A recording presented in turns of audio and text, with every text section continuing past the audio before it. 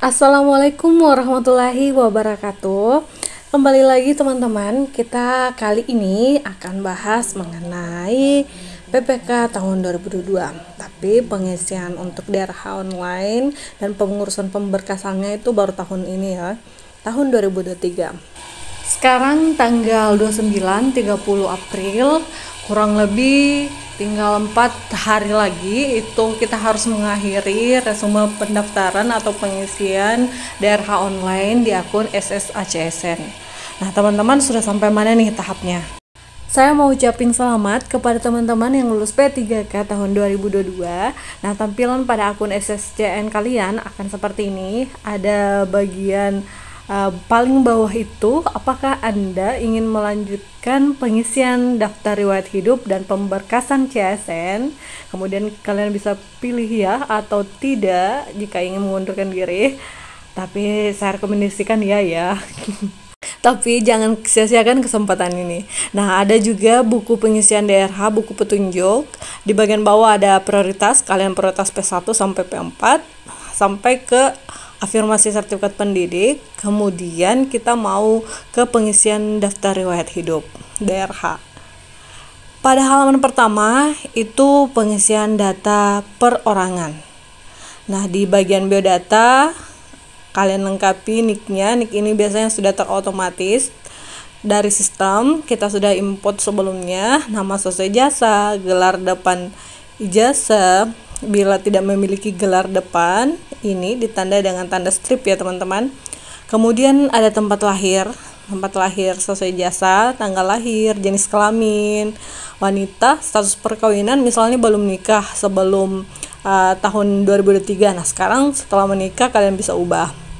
Kemudian di bagian nama sesuai KTP itu ya, nama jika misalnya tambahkan gelar kalian ubah sesuai KTP ya, KTP yang sekarang. Email juga bisa kalian ubah jika kalian mau yang aktif sekarang itu email yang mana.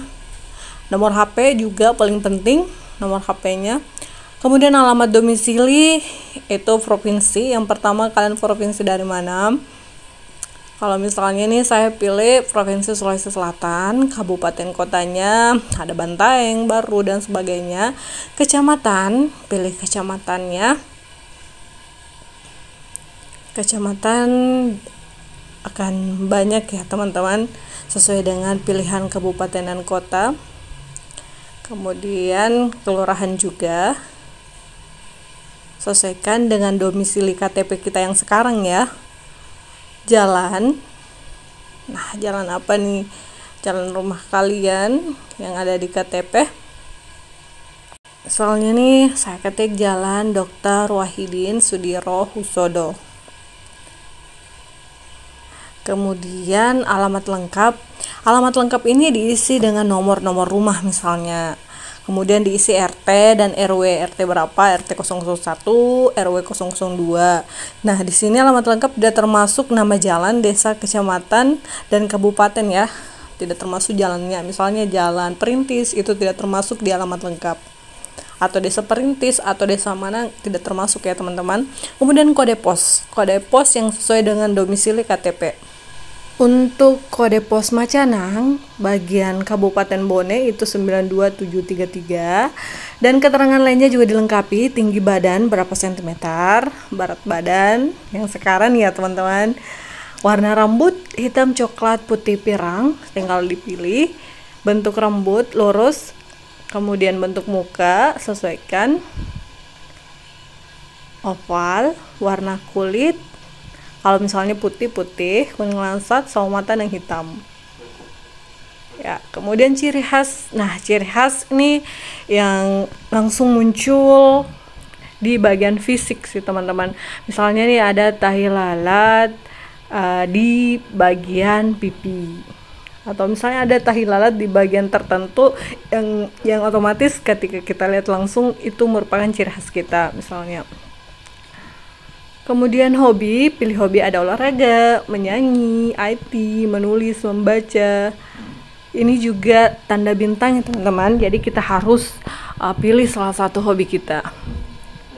Misalnya hobinya Di sini adalah tidak ada nih, misalnya tidak ada.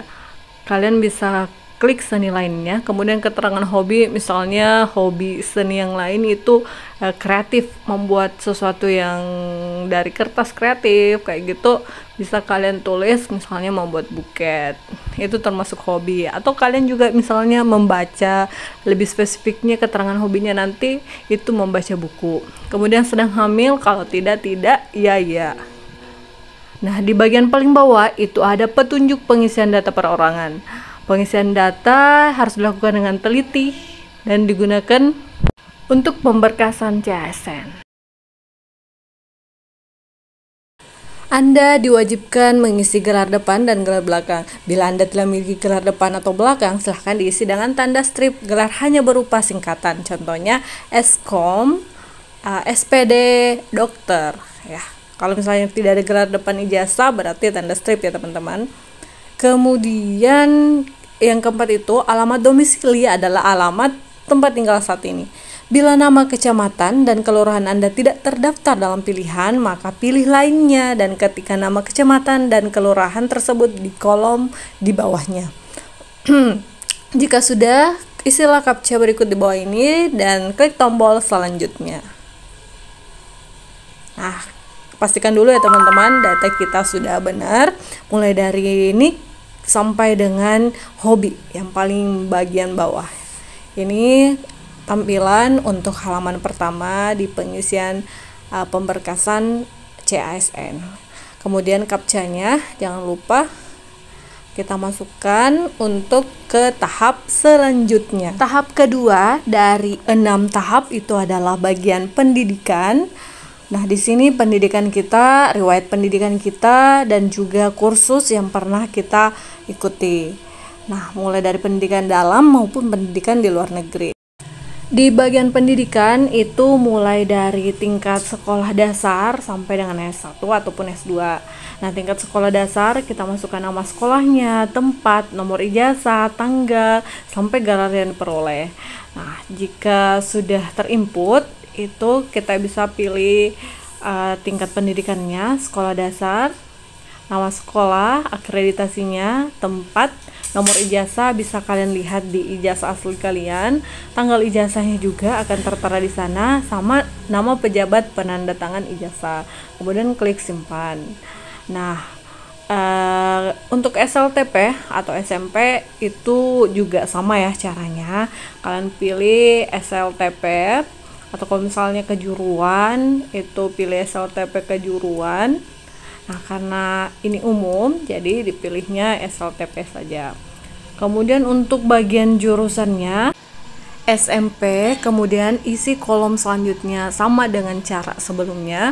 Kemudian tingkat SLTA dengan tingkat sarjana atau S1 itu kalian isi juga. Perhatikan penandatangan ijazahnya. Untuk S1 itu ada gelar belakangnya ya teman-teman, ada SPD. Perlu diketahui bahwa peserta tidak dapat menambahkan pendidikan lain yang setingkat dengan pendidikan yang digunakan untuk melamar atau pendidikan yang setingkat lebih tinggi. Misal, pendidikan yang digunakan untuk melamar adalah S1 Sistem Informasi, lalu peserta ingin menambahkan pendidikan S2-nya. Penambahan akan gagal karena S2 adalah setingkat lebih tinggi dari S1. Atau jika peserta memiliki 2 degree, 2 gelar S1, lalu ingin menambahkan pendidikannya misalnya S1 Manajemen, yang sebelumnya S1 Sistem Informasi, yang keduanya S1 Manajemen, akan gagal juga diinput karena tingkat pendidikannya setingkat dengan S1. Jadi begitu ya teman-teman. Kemudian kalian bisa juga tambahkan kursus atau latihan dalam dan luar negeri. Yang diisi itu mulai dari tanggal mulainya, tanggal selesai, institusinya. Contohnya nih yang ketiga, pelatihan menyusun RPP 1 halaman, ada tanggal mulai, tanggal selesai, sampai dengan institusi penyelenggaranya. Kalian bisa isi datanya dulu, nama yang kalian simpan. Jika ada yang ingin diubah, bisa kalian ubah ataupun tambahkan. Jika ada yang salah, bisa juga dihapus. Ketentuan pengisian data riwayat pendidikan dan kursus atau pelatihan. Isilah riwayat pendidikan dengan riwayat pendidikan formal mulai dari SD. Untuk tingkat pendidikan SD, SMP, SMA, masukkan jurusan sekolah dasar atau SLTP atau SMP atau SLTA atau SMA dan sebagainya, sampai nomenklatur jenis sekolah di ijazah. Sesuai dengan nomenklatur jenis sekolah ijazah. Untuk tingkat pendidikan SMK, masukkan nama jurusan SMK. Untuk tingkat pendidikan perguruan tinggi, masukkan nama prodi atau jurusan yang sesuai dengan ijazah. Anda dapat menambahkan atau mengubah data riwayat pendidikan dan kursus sebelum mengakhiri proses daftar riwayat hidup. Jika sudah selesai mengisi data riwayat pendidikan dan kursus, klik tombol selanjutnya. Gelar depan dan gelar belakang adalah gelar yang Anda dapat setelah menempuh pendidikan tersebut. Selanjutnya, kita ke tahap yang ketiga, yaitu pekerjaan. Simak terus video selanjutnya untuk mengetahui cara pengisian kolom ketiga, yaitu kolom riwayat pekerjaan. Ada tanda jasa atau penghargaan juga, dan ada kolom prestasi.